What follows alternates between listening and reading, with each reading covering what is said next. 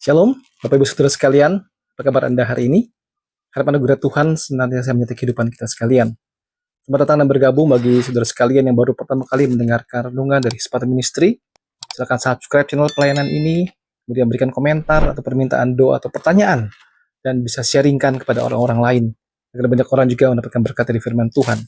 Saudaraku, beberapa minggu terakhir kita sudah bergumul tentang berbuah bagi Tuhan. Dan bahkan minggu lalu kita merenungkan tentang Yesus adalah pokok anggur yang benar. Kita adalah ranting-rantingnya. Kalau kita tinggal di dalam Dia, dan di dalam kita, maka kita akan berbuah dengan lebat. Itu bagian yang sangat menguatkan, yaitu tidak di dalam Dia, di dalam kita akan berbuah lebat.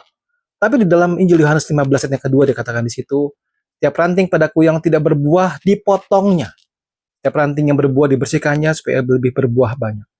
Kemudian ayat yang ke-6 disebutkan, siapa yang tidak tinggal di dalam aku, ia dibuang keluar seperti ranting dan menjadi kering, kemudian dikumpulkan orang, dicampakkan dalam api lalu dibakar. Satu fakta yang sangat mengerikan bahwa ada ranting yang tidak berbuah, yang tidak tinggal di dalam Kristus, kemudian akan dikumpulkan dan dibuang. Sangat mengerikan sekali. Bagaimana dengan kehidupan kita, saudaraku sekalian? Sebelum kita melanjutkan, kita akan mulai dengan doa terlebih dahulu.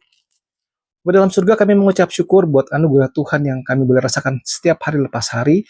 Kami akan merenungkan firman Tuhan sebentar, berkatilah waktu ini ya Tuhan, agar boleh menjadi momen kami bertemu dengan Kristus, dengan firman-Nya, dan kami boleh makin hari makin didorong berbuah lebat bagi Tuhan.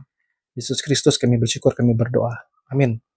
Saudaraku, pada waktu kita melihat bagian ini, saudara, saya mengajak kita melihat dari Markus pasal yang ke-11. Ya, Markus pasal yang ke-11. Ayat yang ke-12. Saudara, mari kita sama-sama lihat bagian ini. Markus pasal yang ke-12. Yesus mengutuk pohon ara. Ya. Keesokan harinya, sesudah Yesus dan ke-12 muridnya meninggalkan Betania, Yesus merasa lapar. Dari jauh ia melihat pohon ara yang sudah berbuah, ia mendekatinya untuk melihat kalau ia mendapat apa-apa pada pohon itu. Tetapi waktu ia tiba di situ, ia tidak mendapat apa-apa selain daun-daun saja, sebab memang bukan musim buah ara. Maka katanya kepada pohon itu, jangan lagi seorang pun makan buahmu selama-lamanya. Dan murid-muridnya pun mendengarnya. Saudara, apa yang terjadi dalam bagian ini? Kalau Injil Yohanes tadi kita melihat ranting yang nempel pada pokoknya kemudian akan berbuah lebat. Di bagian ini disebutkan ada satu pohon ara yang tidak berbuah, hanya berdaun saja. Dan waktu Yesus melihatnya, Yesus mengutuknya. Saudara, kok rasanya kok kejam sekali ya? Kok rasanya kok Yesus begitu emosian ya? Lihat pohon tidak berbuah, kemudian mengutuk pohon itu, dan akibatnya pohon itu kemudian akan menjadi mati nantinya. Apa maksudnya bagian ini? Sebelum saya melanjutkan, kita melihat dulu ayat yang ke-15. Yesus menyucikan bait Allah. Lalu tibalah Yesus dan murid-muridnya di Yerusalem. Sudah Yesus masuk ke bait Allah, mulailah ia mengusir orang-orang yang berjual beli di halaman bait Allah. Dia meja penukar uang, bangku-bangku pedagang merpati dibalikannya. Ini tidak memperbolehkan orang membawa barang-barang melintasi halaman bait Allah. Dia mengajar mereka, katanya, bukankah ada tertulis, rumahku akan disebut rumah doa bagi segala bangsa. Tapi kamu ini telah menjadikannya sarang penyamun. Imam kepala dan ahli Taurat mendengar tentang peristiwa itu, mereka berusaha untuk membinasakan dia. Mereka takut kepadanya. Melihat seluruh orang banyak takjub akan pengajarannya. Jelang malam mereka keluar lagi dari kota. Ada sebuah kisah yang diselipkan di sini. Yesus masuk ke bait Allah, dia marah melihat bait Allah dibuat sebagai satu arena perdagangan. Kemudian dia menyucikan bait Allah. Saudara, bagian berikutnya bagian terakhir. Ya, kita lihat ayat yang ke-20 dan seterusnya. Pohon ara yang sudah kering. Kemudian tambahan di situ nasihat Yesus tentang doa. Pagi-pagi ketika Yesus dan murid-muridnya lewat, mereka melihat pohon ara tadi sudah kering sampai ke akar-akarnya. Teringatlah Petrus akan apa yang telah terjadi. Dia berkata kepada Yesus, Rabi, lihatlah, pohon ara yang kau kutuk itu sudah kering. Yesus menjawab mereka, percayalah kepada Allah. Berkata kepadamu, sesungguhnya barang siapa berkata kepada gunung ini, beranjaklah, tercampaklah ke dalam laut. Asal tidak bimbang hatinya, tapi percaya bahwa apa yang dikatakan itu akan terjadi, maka hal itu akan terjadi baginya. Nah itu, aku berkata kepadamu, sehingga kamu minta dan doakan, percayalah bahwa kamu telah menerimanya. Maka hal itu akan diberikan kepadamu. Jika kamu berdiri untuk berdoa, ampunilah dahulu sekiranya ada barang sesuatu dalam hatimu terhadap seseorang, supaya juga Bapamu yang di surga mengampuni kesalahan-kesalahanmu. Jika kamu tidak mengampuni, maka Bapamu yang di surga juga tidak akan mengampuni kesalahan-kesalahan. Sudah, keesokan harinya, waktu mereka lewat lagi ke pohon yang sama, ternyata pohon ara itu sudah mati. Saudara, satu hal yang sulit dimengerti sekali. Yesus begitu tidak sabarannya, merasa lapar, kemudian melihat pohon, kemudian cari buah, tidak ada buahnya. Padahal dicatat di situ bukan musimnya. Yesus bukannya mendoakan pohon supaya berbuah, tapi Yesus mengutuk pohon itu dan akhirnya mati.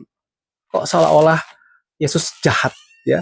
Dia seperti anak kecil yang marah-marah, atau seperti penguasa yang merasa dirinya paling hebat. Hal yang terjadi sudah kekinian dia langsung melakukan tindakan yang semena-mena. Apa iya seperti itu? Apa iya Yesus semena-mena, saudara? Saudara, bagian itu adalah bagian yang bicara tentang satu peringatan mengenai berbuah. Peringatan mengenai berbuah. Dikatakan di situ adalah satu penting sekali keharusan bagi kita untuk berbuah dalam hidup kita. Dalam kisah ini, saudara, meskipun belum musim berbuah, ya, pohon ara itu ada banyak di mana-mana di jalanan pada waktu itu, dan mereka bisa menghasilkan buah-buah kecil atau bakal-bakal buah yang juga sudah bisa dimakan sebetulnya, meskipun tidak seenak buah aranya. Terbayangkan pada waktu itu, daunnya sudah begitu lebat, waktu Yesus datang melihat, tidak ada satupun, bahkan bakal-bakal buah yang kecil, tidak ada satupun. Tapi begitu lebat luar biasa. Saudara, apa maksudnya itu? Begitu hebatkah hidup kita dengan meriahnya, ramainya daun-daun, tapi tidak ada satu buah pun yang dihasilkan. Tuhan menuntut, Tuhan mencari buah dalam kehidupan kita sebagai orang percaya. Buah yang kita sudah pelajari beberapa waktu terakhir adalah buah Roh Kudus. Itu yang pertama.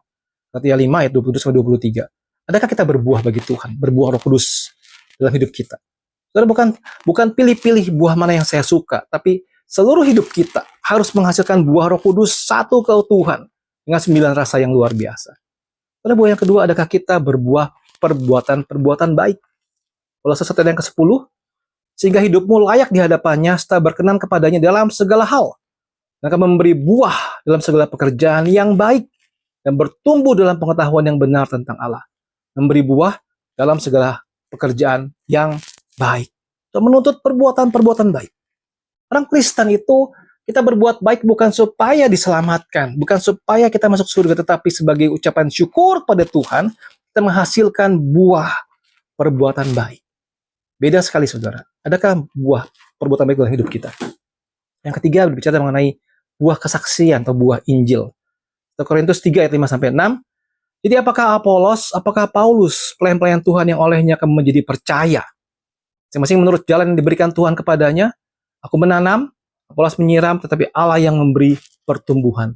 Masing-masing kita punya bagian menghasilkan buah Injil. Saudara, apakah kita belasan tahun jadi orang Kristen, ada satu orang yang kita bawa kepada Tuhan? Apakah hidup kita memberikan kesaksian sehingga orang melihat kita orang memuliakan Tuhan dan mempercayai kepada Kristus? Apakah kita menghasilkan buah Injil? Terakhir adalah buah yang keempat adalah buah puji-pujian. Ibrani 13 ayat ke-15. Begitu marilah kita oleh Dia senantiasa mempersembahkan korban syukur kepada Allah, itu ucapan bibir yang memuliakan namanya. Ucapan bibir yang memuliakan namanya. Buah puji-pujian yang memuliakan Tuhan. Saudara, puji Tuhan, kita diminta juga menghasilkan buah puji-pujian yang memuliakan Tuhan. Apakah dari mulut kita keluar puji-pujian yang memuliakan Tuhan, atau keluar kalimat-kalimat yang memarah-marahi atau memaki-maki orang lain? Itu buah yang Tuhan tuntut dari hidup kita.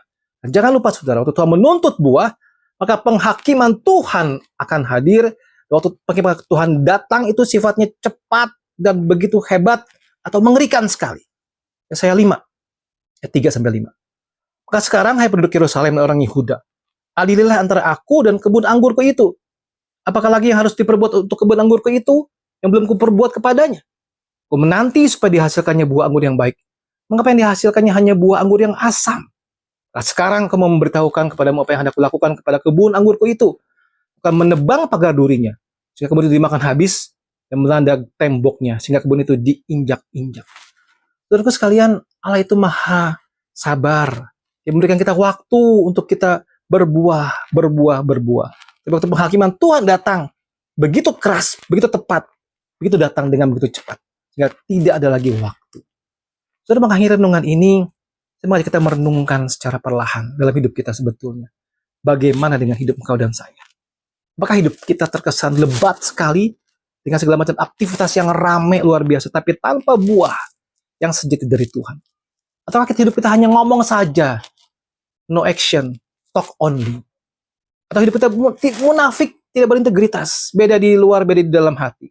Saudara, ingat sekali lagi, ada penghukuman Tuhan, God judgment. Kita sama-sama merenungkan bagian ini dan berkata kepada Tuhan, minta anugerah Tuhan agar terus diberikan kesempatan untuk bisa bertumbuh, bisa berbuah bagi Tuhan. Dan Tuhan memberikan waktu bagi kita untuk berbuah bagi Tuhan. Saudaraku sekalian, tetap pegang terus firman Tuhan. Terus semangat dalam melakukan pekerjaan Tuhan. Dan ingat, jangan sampai hidup kita begitu lebat, tapi tanpa buah yang dasar dari Tuhan. Tuhan menolong kita sekalian. Tuhan memberkati. Amin.